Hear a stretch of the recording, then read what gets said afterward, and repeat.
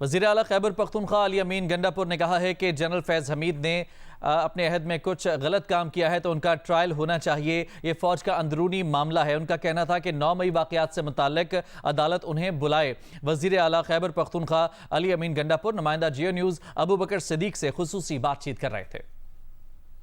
मैं ये कहता हूँ कि अदालत मुझे बुला ले। मैं हुआ था गिरफ्तार 9 मई से पहले। जिस दिन मैंने बता दिया ना कि 9 मई से पहले क्या इक़दाम करने का कह रहे थे और क्या करवाना चाह रहे थे और किसी पे फोर्स कर रहे थे, तो अगर वो हम तो इमरान खान ने हमें सिखाया है कि हमने इदारों को मजबूत करना है। अगर मैंने वो सारी बातें बता दी ना तो फिर पता चल जाएगा कि 9 मई से पहले ही कुछ और प्रोग्राम बन चुके थे, प्लान बन चुके थे। और मुझसे आगे पूछे कि हाँ तुम्हें उठाया गया था 9 मई से पहले, तुम 1 महीना रहे हो कस्टडी में, तुमसे क्या कहलवाने के लिए तुम्हें प्रेशर दिया जा रहा था, तुमसे क्या कहलवाने के लिए तुम्हारे ऊपर टॉर्चर किया जा रहा था। और वो प्लान करने का मैं चौके